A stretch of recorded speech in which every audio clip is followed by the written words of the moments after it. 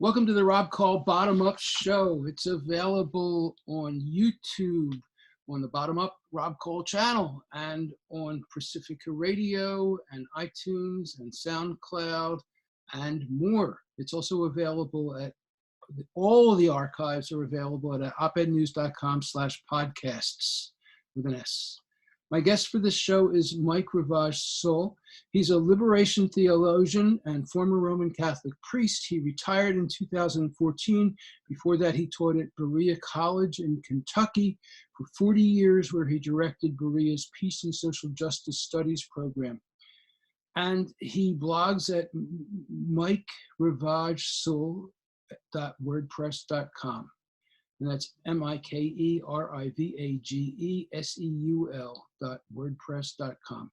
He's also the author of a wonderful, brilliant book, The Magic Glasses of Critical Thinking. Why don't you show it? This is, There you go. And I love this book. It's right. The title is deadly, but I know we've had that conversation, but the book is just incredible, and it's really worth reading. So we're going to talk about some of the things that Mike has written about recently, and talk about what's going on, and from his perspective. And he's got a rather unique perspective. So let's start with your most recent article, "The Great Health Market Crash of 2019," and you compare the stock market crash of 1929 to what we're having right now. Yes. Talk about that. And it struck me, just as we're going through this coronavirus crisis, that I was kind of searching for what's the analog here between what's going on now and what went on in 1929. And it just struck me that it is a market crash, and it's one that's based on marketizing or treating healthcare as though it were simply a product like every other product. And it comes from that. And when that market crashes, it pulls everything down with it, just in the same way that the stock market did in 1929. So it's calling us, the crisis is calling us, as everyone is saying, to that Medicare for all, or for at very least a public option, but certainly nationalized healthcare, And because of the health market. You're saying that this crisis is caused because of the healthcare economics? Or the crisis is making clear the dysfunction of healthcare economics, the way that we treat it here in the United States uniquely. No one else does it in the world like this. And it's uncovered the dysfunction of a system that doesn't cover 30% of the people in the United States. Well, it's way worse than that, though, really. What you talk about is how having this capitalist for-profit model creates what I would call a rapacious kind of a healthcare economy that doesn't care about people, doesn't care about the future, doesn't think about or anticipate dealing with emergencies because it's not profitable to do so. No, and I was listening to Richard Wolff this morning on YouTube, and he was talking about all the disincentives keeping people from going to the doctor to find out whether or not they have coronavirus. And it's not only the lack of tests that we have, it's not only the lack of our governments dealing with this problem in a direct way that deals with people rather than with the market. It's that people have a disincentive to go to the doctor because they're worried about copays, they're worried about deductibles, they're worried about not having insurance at all. So it's really half the people in the United States cannot have access to, or choose not to have access to their health care that they need. And it's really bad because, they're saying, oh, we'll test you for free, but there's no discussion of treating people for free. And so it could be that somebody gets diagnosed and they don't go for treatment. no. or they're afraid to get diagnosed because they're going to lose their jobs. Or, And or as Richard Wolff was saying, even if you go to say, okay, people without healthcare insurance can go to the emergency ward. Well, that's exactly where you don't want to go, because other people with the coronavirus possibly are there. So you don't want to go and get infected or infect other people. It's really a very, very bad system, and it's being revealed as such every day, you every talk hour. about how really these supposedly third world countries, they're doing way better than us. Did you see Democracy Now! This morning? No. They had a piece on Democracy Now!, an extended piece on Cuba, and the Cuban doctors and nurses that have been sent to Italy, and not only to Italy, but to other places in the world to deal with the coronavirus. And this at a time, of course, like for the last 60 years, that Cuba has been under sanctions by the United States. And at a time when someone like Joe Biden in the last debate complains about Cuba for being a brutal dictatorship. Well, they're showing themselves not to be that. One of the Cuban doctors was praised as, oh, you're very heroic. And he said, no, I'm not heroic. I'm a revolutionary doctor. And Uh, I found that so kind of inspiring. It brought tears to my eyes when I heard it. I thought, gee, that's beautiful. I'm a revolutionary doctor.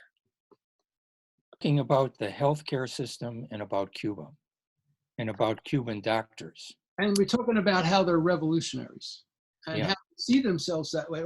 I wonder what else a revolutionary doctor sees themselves differently from a regular doctor. I wonder how other ways. Well, I think what's happening, certainly in Cuba, where people are highly aware. I mean, I know this from the many times that I've gone to Cuba. People are highly aware of the differences between socialism and capitalism. And they find it very hard to understand, as does the rest of the world, or the rest of the industrialized world, very hard to understand how it is that we treat healthcare as a commodity rather than as a human right. And so they act from a sense of solidarity as well.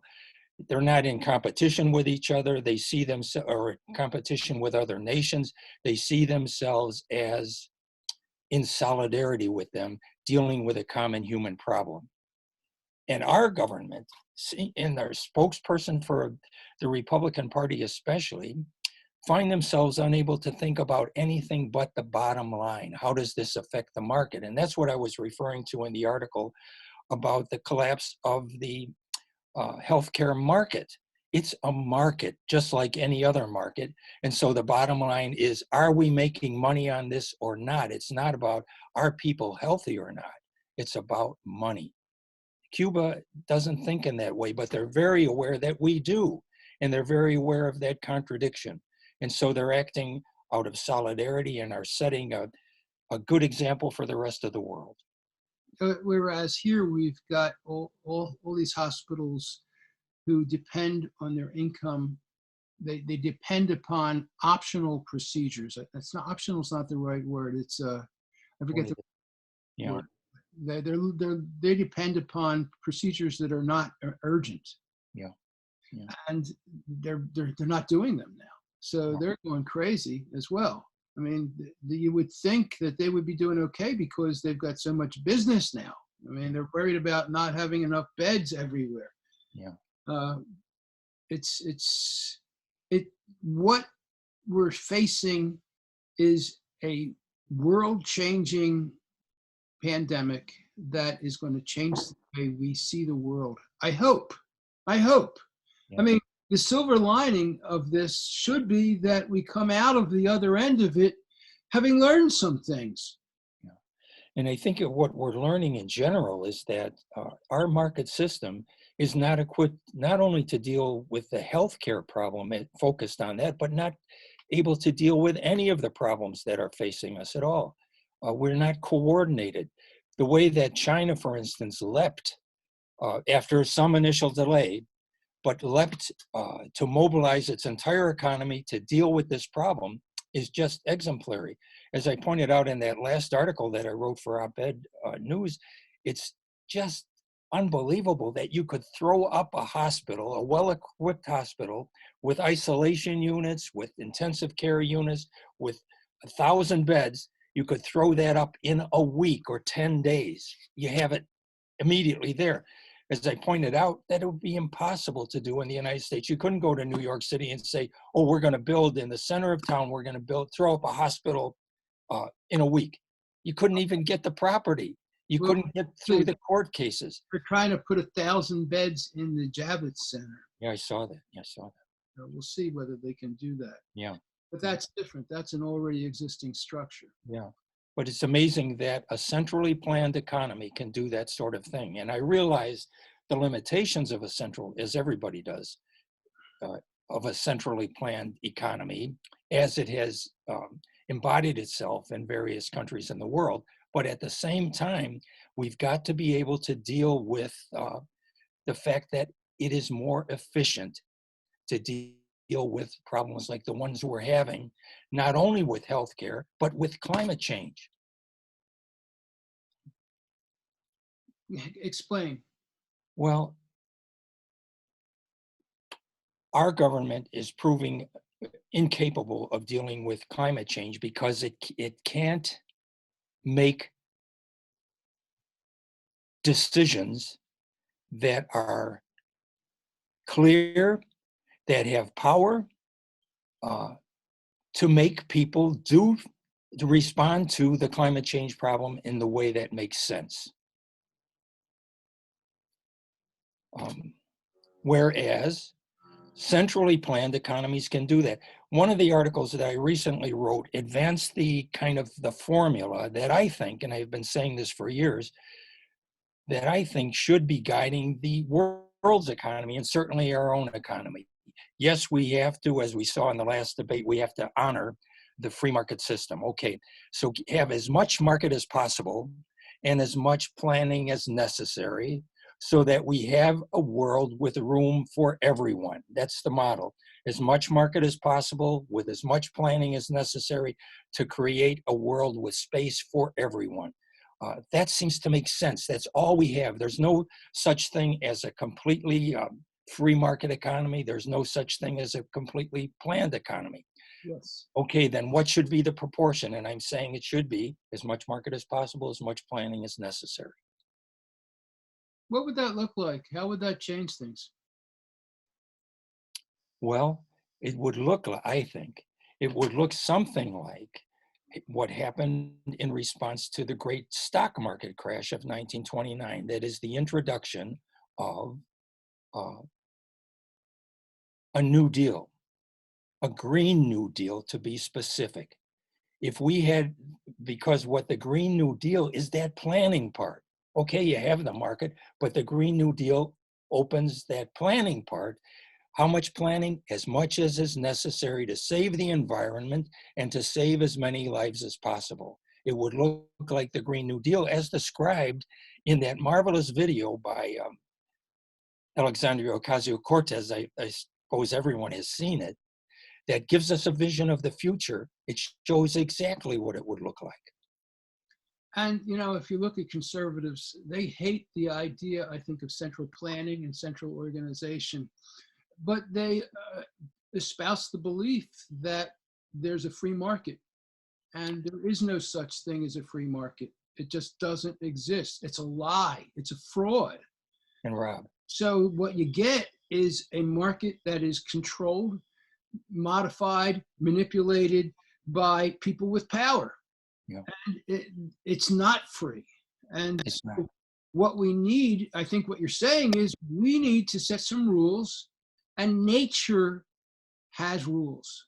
Yes. Nature has limits. And I think we have to do the same thing with the economy. Right now, we have a capitalist system that is so incredibly predatory and ravenous and extractive that it is horrible for humans and it's horrible for the planet. And it's really almost on automatic control by corporations where people can't even get control of it. And we have to do something about that. And now we see, I mean, last night, I think the the assistant or the vice governor, lieutenant governor of Texas suggested that we should let people over 70 die. Yeah. Just start going back to work. Start the economy up, and the price of that will be people over 70 will die.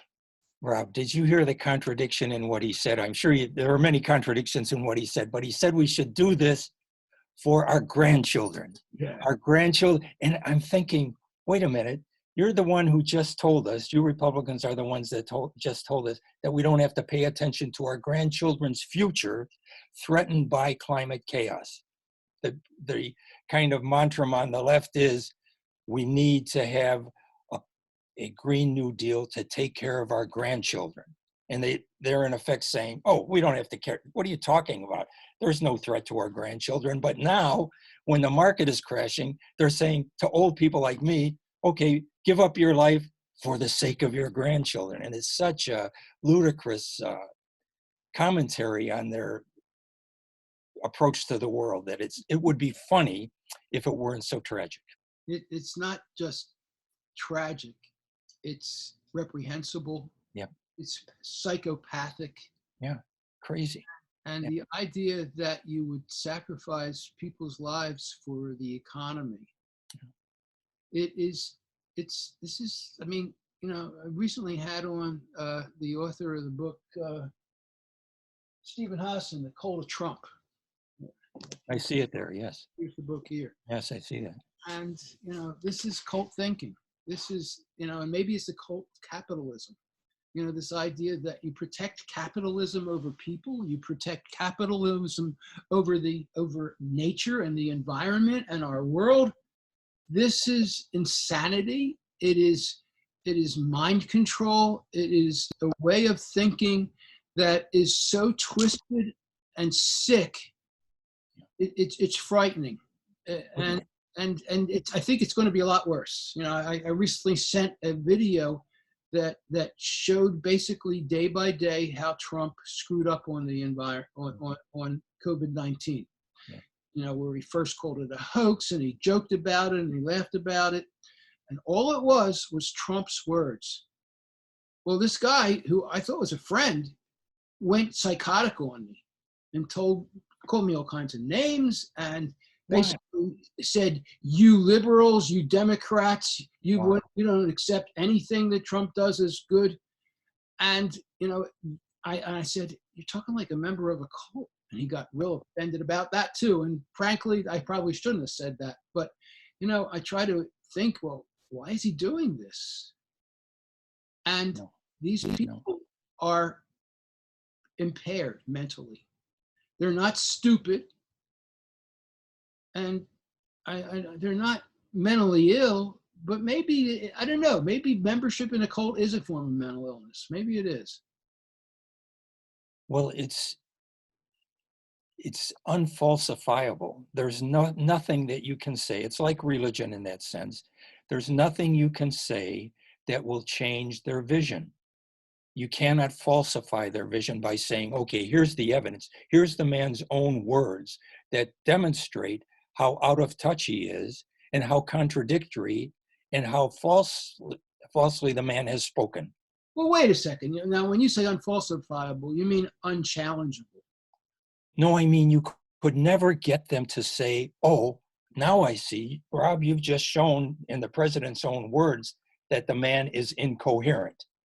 Well, and no matter what amount of evidence you present to them, it will never falsify, in their minds, their beliefs. They can never change their minds. It's like religion, or so, as you say, cult. You're a former Catholic priest. You write every Sunday a kind of a sermon. Yes. What's your relationship to religion? Well, my relationship to religion is one of, I would say, the word that comes to mind is opposition. In that, and there's a distinction I'm making here, unspoken so far, a distinction between religion and faith. Faith is an approach to life, an approach to life that finds meaning in life.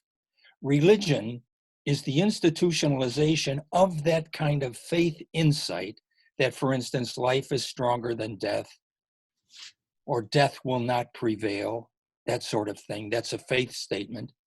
Religion takes that and institutionalizes it. And then once you institutionalize it, all kinds of things, economic, personal, in the sense of, the idea of power, profit, prestige, posturing, all these things come into play that make religion unacceptable to a critical thinker. I know Maslow wrote about how the original founders of religions had mystical, profound experiences and teachings, and then the people who actually institutionalized the religions just wiped all that away and left nothing of value, really. Yeah. And so how do people take that faith approach in these scary, troubling times now? well, the approach that I take, Rob, is one of, and I've said this before, of liberation theology, which rediscovers the historical Jesus and finds out that the historical Jesus was in circumstances very like the circumstances that the world is in today. That is a world governed by an imperial power that controlled Palestine at the time of Jesus as one of its provinces. And if we look at Jesus as the historical person, we see that he was in opposition to that, like every other Jew of his time. They hated the presence of Rome there. And if you look closely at the Gospels, you can find the antipathy towards the Roman Empire there all over the place. So I would say recovering that concept or that understanding of the historical Jesus gives us a person, gives us an example of a great avatar or a great person who embodies the presence of God, who shows us how to act in circumstances like our own. And the action is one of nonviolent resistance. So I find in the the Judeo-Christian tradition, I find an example of the way that we should respond to United States empire. But what about the COVID virus crisis? What about COVID-19? What do you have to offer to people who are struggling with that? They're afraid to go out. They've got somebody who has the illness, or they've been exposed, or they're just scared. Yes. Well, it's the example and the words. We're talking about what the Judeo-Christian tradition has to offer. Yeah.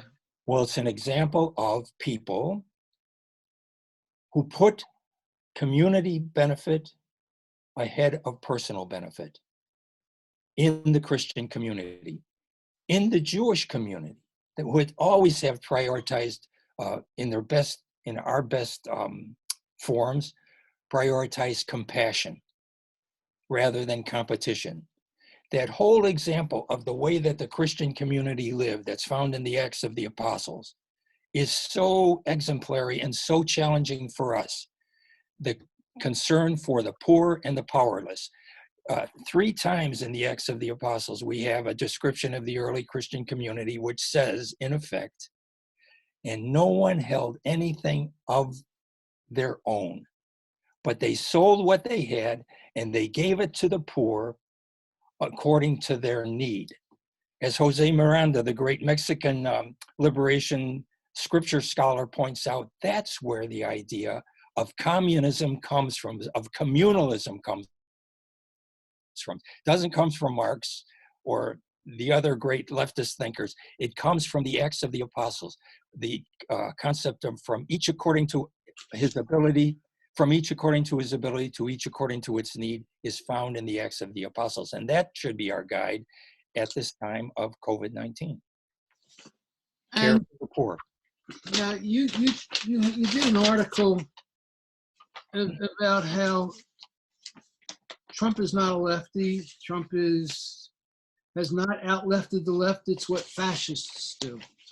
Yes. Talk about what you said about that, because here you are talking about Jesus as the inspiration for communalism, or that's pretty close to communism. That's something that Fox News would morph into communism. That's for sure.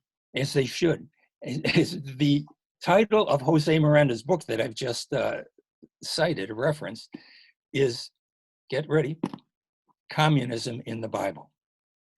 And his thesis in this kind of manifesto, and he calls it a manifesto, is just what I said, that the idea of communism, communalism, care for the poor, comes not from the 19th century, but it comes from the Acts of the Apostles and the way that the early Christians lived. They lived in a communistic community.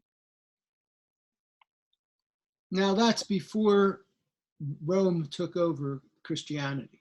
That's before Constantine adopted it as a way to psych his soldiers to fight better. Yeah, not only that, but it was a way of co-opting the early Christian community. And this is something I've just been writing about recently, because I have to give a talk on this at our local church that my wife and I have just joined. But it is what happened in 425 at the Council of Nicaea. Was the leaders, or a faction of leaders in the early Christian community, saying yes to a temptation that Jesus refused, according to the story, at the very beginning of his life, at the very beginning of his public life. There, after being, he fasting in the desert for 40 days and 40 nights and being hungry and cold, he gets these visions, and the devil takes him up in a final vision in the Gospel of Luke and shows him all the kingdoms of the world, much faster than the Roman Empire, shows him all the kingdoms of the world and says, all this can be yours because it has been given to me to convey to anyone that I want to. All this can be yours if you just bow down and worship me. And of course, Jesus says, oh, be gone, Satan. The Lord God only shall you serve, and him only shall you adore. Okay, that's the end of that episode. Jesus rejects empire. Come the 4th century, Constantine embodies that kind of temptation again, and he says to a faction of church leaders, all this can be yours. If you just back me up and convince your followers that when they listen to me, they're listening to God, all this can be yours. And the leaders of the church at that point said, yes. And then they went ahead and they edited all the writings and contributions to the Bible to make it support their story. Yes, but yes, exactly. But the thing that I wanted to emphasize here is that remember that the precondition for all these kingdoms shall be yours in that temptation of Jesus in the desert was if you bow down and worship me. And this gets to your point, Rob, what does religion have to offer us today? It has to offer us today, and this is why I was saying I resist it, devil worship. Because as soon as the church said yes to Constantine, they said, in effect, well, okay, I'll do that even if the precondition of that is worshiping the devil, because that's the only way that we can cooperate with a demonic system like empire. So without voicing that kind of, oh yes, now we're going to worship the devil, what happened is they ended up doing that. They transformed the idea of God into a demonic power that supports empire to such an extent that people today who are Christians in our country say yes to empire all the time. We support $2 billion a day on the defense, so-called defense, on a war budget. We support army bases all over the world. There are 300 of them in the world. Do you know how many Russia has? 3. Do you know how many China has outside their borders? 0. We have 300. We are the empire. We are exactly in the position that, let's get back to my article on Hitler. We are exactly in the position that Adolf Hitler was aspiring to achieve through the Second World War. He wanted to be exactly where the United States is now, controlling the world, dictating to people, to heads of state, what they can and can't do. And if you don't obey us, we'll either bomb you or we'll sanction you out of existence. That's exactly what he wanted to do. So we are in that position too. We are a demonic force in the world because we are, and we embrace this identification, we are an empire. No, but you're right. Trump has not out-lefted the left. It's what fascists do. What is he doing that might seem to be lefty?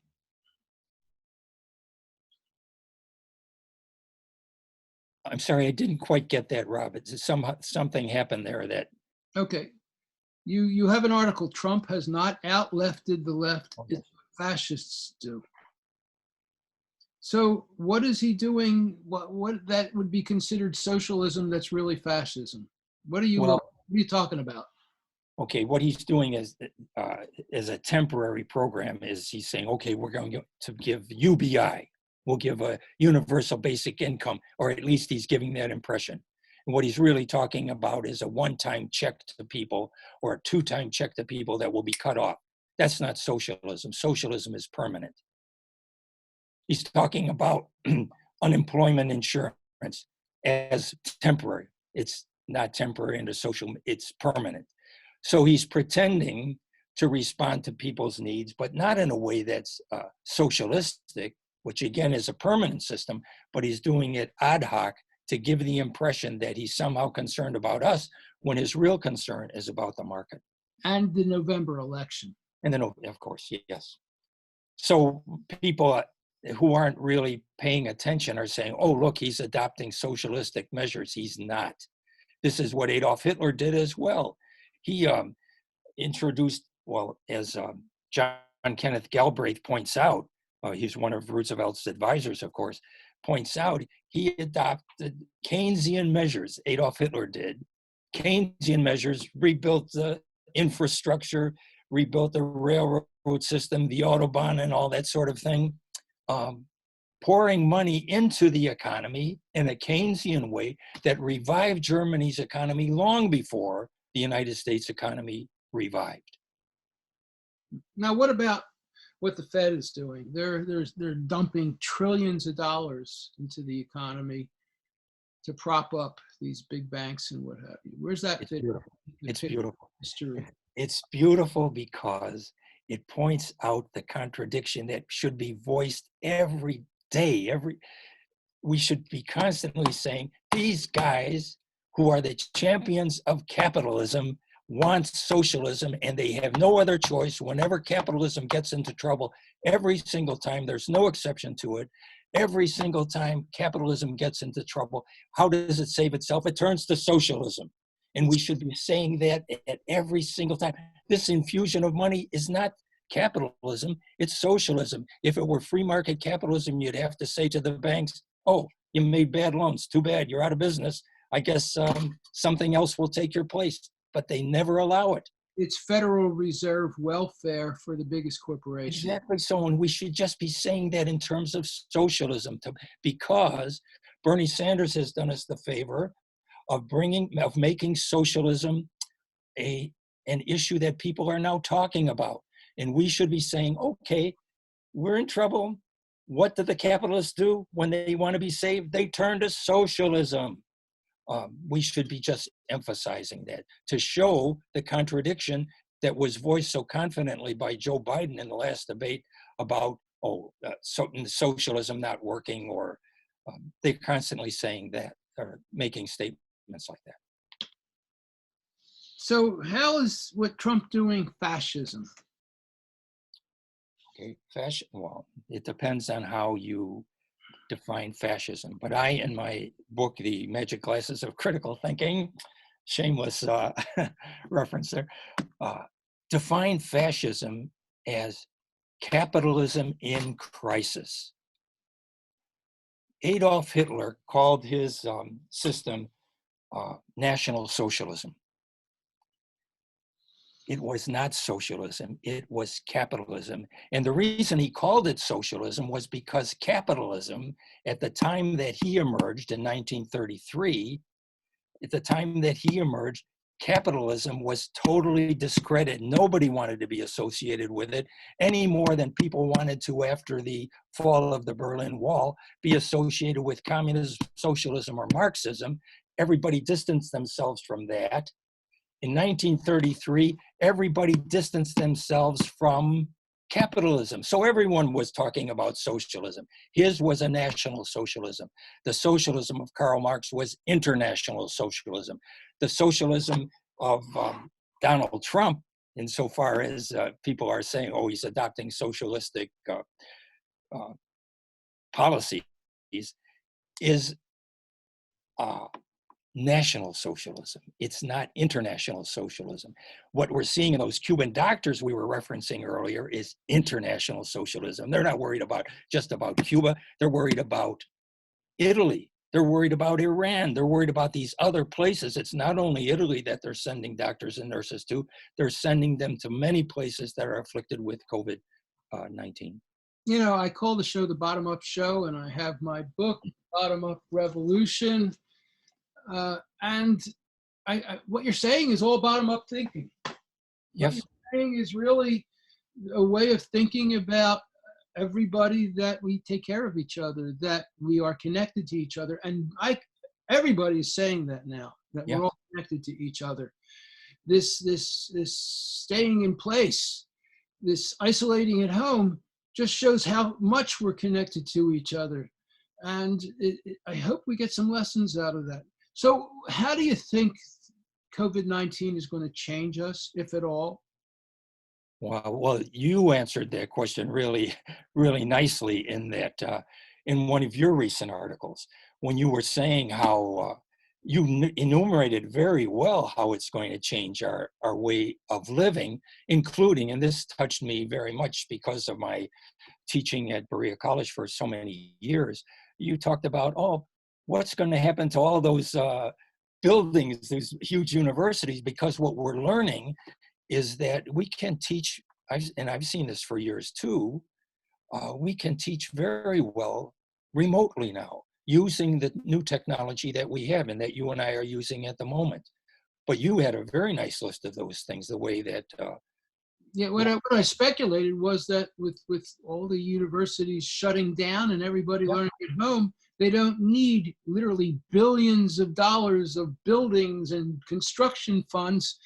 And damn, if they don't have to spend billions of dollars on all that stuff, they can give away a lot of free education, and people don't have to go in debt, and students don't have to live their lives being 60 years old and still carrying student loans, dying with student loans. Not only that, Rob, but using the technology that we now have, they can have not hacks like me teaching, but they can have the best teachers in every single subject teaching them remotely, using the recorded kind of lectures that people have made, and then having people like me and you helping them, unpack those things. But you could have the very best teachers in every single university and college through the internet that we now have at our disposal. It could be a better education. But you know what? It's hoarding. What you're talking about is hoarding. Harvard could do that. Harvard could hire the very best teachers in the world and then share those classes with the world. Yes. But they don't. They hoard it, just like people now are hoarding toilet paper and hand sanitizers. They're hoarding great minds and great ideas and the best educations. And the fact that we now are going to classes online makes it clear that we don't have to do that anymore. But it's a different kind of a thinking. It's a thinking that it's okay to give to other people. I had Paul Craig Roberts, who's the former Assistant Secretary of the Treasury under Reagan, on. He says we need to have a jubilee. We have to forgive people their debts. We have to nationalize these rogue companies that are in so much trouble because they spent all their money buying back their stock instead of investing in the company and in their people. And, but it's such a different change of mentality. It's such Rob, I'm reaching over here for you, for Michael Hudson's book, and Forgive Them Their Debts. And have you had a chance to look at this book yet? No, I haven't, but I've heard about it just recently. I mean, people are talking about Michael Hudson and Forgive Them Their Debts. Okay.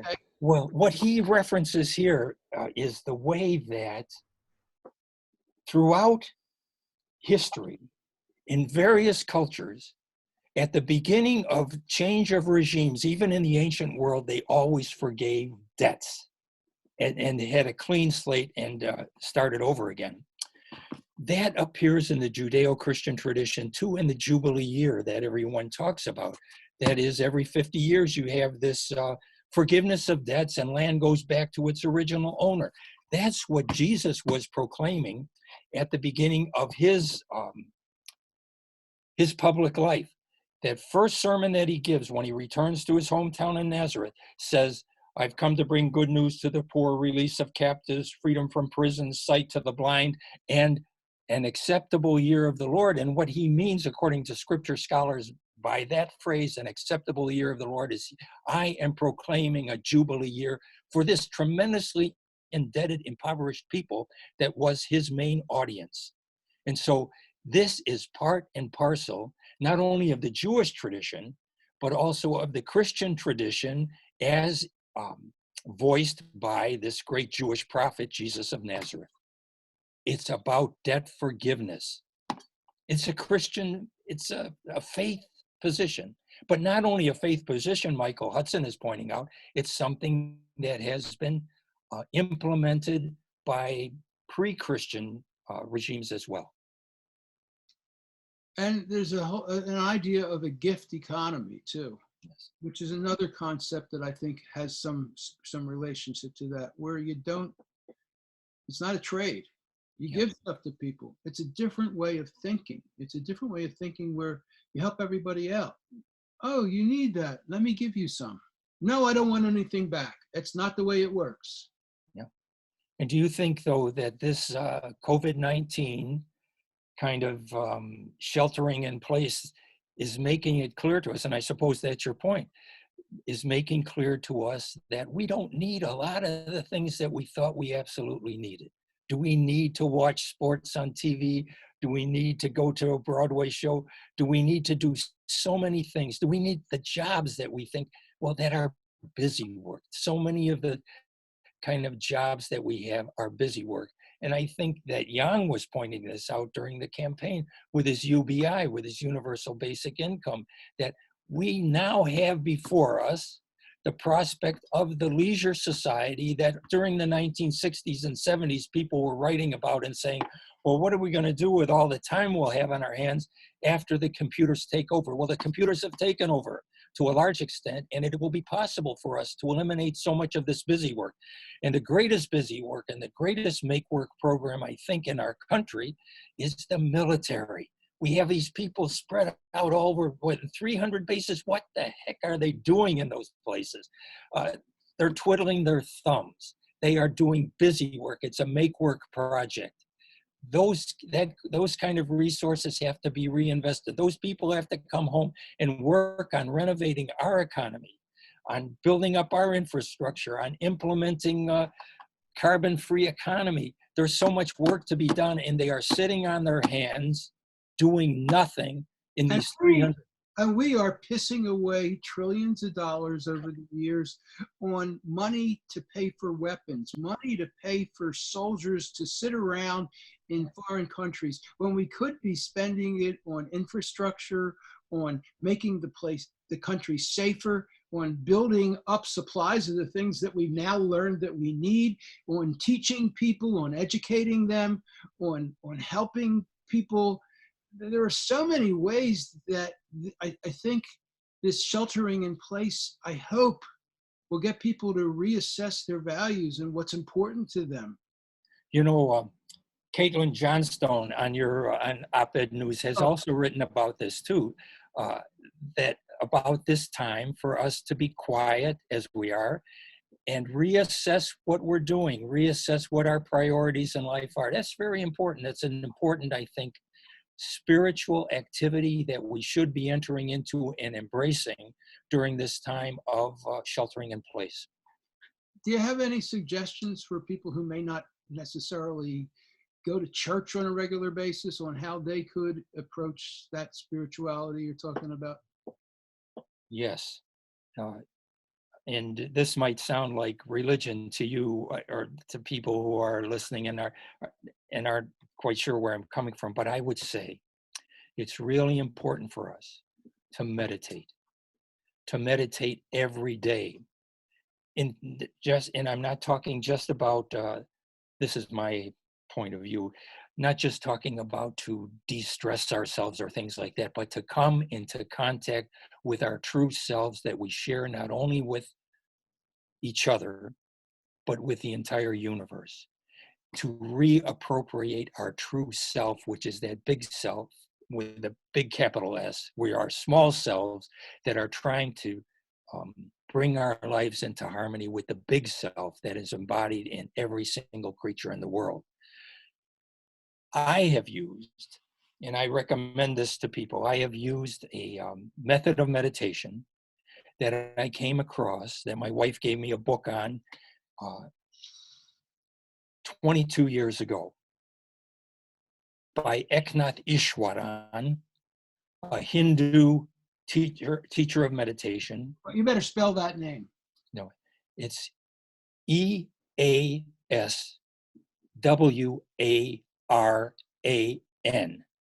Ishwaran. And his family name is Eknath, Eknath.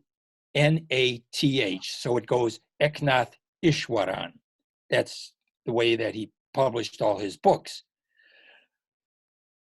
When I was given that book by my wife, at a kind of a crucial time in our marriage, I read the book, I thumbed through it, and as you know, coming from my background, I kind of, I think arrogantly said, "Oh, this sounds like stuff I've been exposed to before. I've been here, done that. I don't think I'll do that." And I set it aside. But then I read the first few pages, and he said, "Try this out, this method of meditation, which he called passage meditation, and it consists in taking what he calls an inspirational passage from one of the great religions of the world, and he recommends starting with the prayer of St. Francis, Lord, make me an instrument of thy peace, where there's hatred, let me so love, etc. Begin with that and try it out for 30 days. And if you find it beneficial, well, you know what to do. If you don't, you can set it aside." So I thought, okay, despite my reservations, I think I'll do that. So I did it for 30 days. I never looked back. I added an extra half hour, and I've been doing that for 22 years, and it has made all the difference in the world in my own personal life, but also in my family life. So I would recommend that. Are Or there some particular passages that you use when you meditate? many. Lord, lead me from the unreal to the real.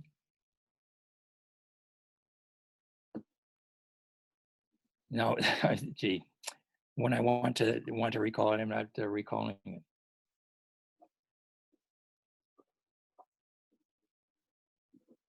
Or there are so many that I've had, and I'm blanking on it now, but there are so many.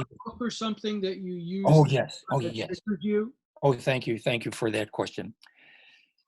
Eknath Ishwaran has published a whole collection of these meditation passages in a book called God Makes the Rivers to Flow. God makes the rivers to flow. And he's very clear in teaching this kind of method of meditation. It's not just for, quote, believers. It's not just for people who even accept the idea of God. You can find passages that are completely untheistic. For instance, the great Native American passage, "O great spirit, whose voice I hear in the wind, and whose breath gives life to all the earth, hear me. I am small and weak, but you are great and powerful," etc. That doesn't depend on believing in Jesus or even God, but there are many passages like that. You know what I do? I kind of got inspired by Ken Wilber. Yes. He wrote a book, No Boundaries. And so I try to remember that I'm connected to everything and everyone. And so I chant a little mantra to myself, I, we, all, one. And I try to envision some aspect of the world where there's just a lot of it going on at once.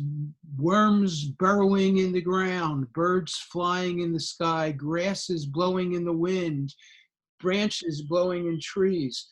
And that helps me. That I find that as a way to feel connected to everything. That's beautiful. That's beautiful as well. And you're mentioning that. Say that again. What is the mantra that you use? I, we. I, you, we, all one. It reminds me, Rob, that what the program that I was referring to, or what Eknath Ishwaran wrote about, is more than meditation every day. It is what he refers to as an 8-point program. Just let me nominate the 8 points if I can recall them. They're like this. It's meditation, that's the basis. Meditation every day for half an hour. Spiritual reading every day. And I do that for half an hour as well. And what I've been using for spiritual reading are the books of Eknath Ishwaran, among other things. But okay, meditation, spiritual reading, a mantra that you identify, choose for yourself. The one I use is I simply use the name Jesus. That's all I do. A mantra. Slowing down. That's the 4th point. One-pointed attention. Training the senses. Putting the needs of others first. And joining with other people who are on the same path. So those are the 8 points that really become a way of life that now we have the opportunity to think about, adopt for ourselves, and implement while we're on this kind of retreat, this kind of worldwide retreat where we are forced to be in our own homes with our beloved others in a very shrunken universe that can help us focus as never before on our interior lives. This is a beautiful opportunity for all of us. So let's get into a couple of these. The slowing down. How do you do that? Well, I taught a course on stress management at Temple one year, and I would have people go, we would take a walk, and we would walk one block in maybe 20 to 30 minutes. yes. Walk really slow. It was like you had to think about every step you took, and people would like hurry up and Yes. be patient. So that was a way, an exercise in slowing down. Well, that's a beautiful exercise. I think about, when you asked me, I thought about something similar, but I thought about washing dishes. That, I want to hurry through this thing and get this done so I can do something important, when really that's what's important at the moment. This is that one-pointed attention, slowing down, simply washing the dishes, feeling the water, smelling the soap, getting the debris off the plates in a very careful way. That's a good exercise as well. And as a matter of fact, the meditation itself is that, because what you're supposed to do during that half hour is go very slowly through the words of the inspirational passage. For instance, the prayer of St. Francis, Lord, make me an instrument of thy peace. Like that. Go through that whole thing, and it might take half an hour to do it. That was pretty fast the way I did it. But going through that teaches us not only to join with the great spirit that is manifest throughout the universe, but it teaches us to slow down as well. Yeah, I like that. How about one-pointed? Where is it? One-pointed attention. Yeah. At the end, it's that what I was referring to, like with doing the dishes. Do what you're doing. I'm not thinking about doing anything else but those dishes. And again, the meditation itself is that you're doing one-pointed thinking. You're not even thinking. All you're doing is letting those words pass through your mind, and you're not connecting them with anything else, because the words themselves convey their own meaning. So you are not just slowing down, you have that one-pointed attention. And then the next one is training the senses. Training the senses. That is developing the ability to choose what you do with your body, to choose what you eat, the amount that you eat, what you drink, the amount that you drink. Does that apply to pizza too? I hate to say that, but you get the idea, right? No, it never applies to pizza. Or chocolate? No, and I feel like adding, although I've changed my ways just recently, I would say Manhattans as well. It doesn't apply to Manhattans. And what about putting the needs of others first? I mean, I think that would kind of apply a lot today in the situation right now. How do you And it's self-explanatory, and it's difficult to do as well, because what the whole culture tells us to do, is it's about me.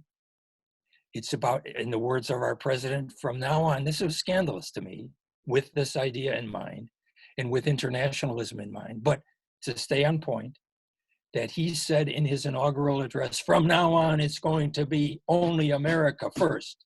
Only America, he repeated, only America first. Well, that's exactly the opposite of what it should be. In the kind of this world of spirit, in the world that we're talking about now, of putting the needs of others first, it should not be America first or me first. It's you first, because, as Marianne Williamson keeps telling us, there's really only one of us here. And there's no distinction between you and me. And when I put your needs ahead of mine, I'm really, in a mysterious way, taking care of my needs as well. That's so true. Yeah. So true. And then the last one, joining others on the same path. Well, this is a struggle as well. And it's a struggle for me as a Catholic. And as a Catholic who has just moved to a new community now in Connecticut from Kentucky, and looking for precisely what we're talking about, a community of people on the same path as I am. Before I came here to Connecticut, I Googled progressive Catholic churches in Connecticut. And all I got was a screed against progressive Catholics. That's all that came up. And when I went to a Catholic church here, St. Jerome's over here in Norwalk, I go to a men's group there that's led by a very, very good priest. I really like him. He's a good friend.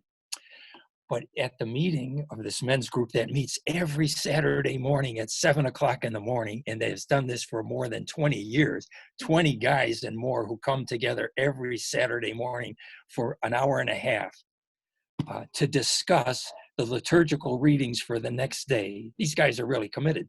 Anyway, I mentioned to this priest, what I'm really looking for here in Connecticut is a progressive Catholic church.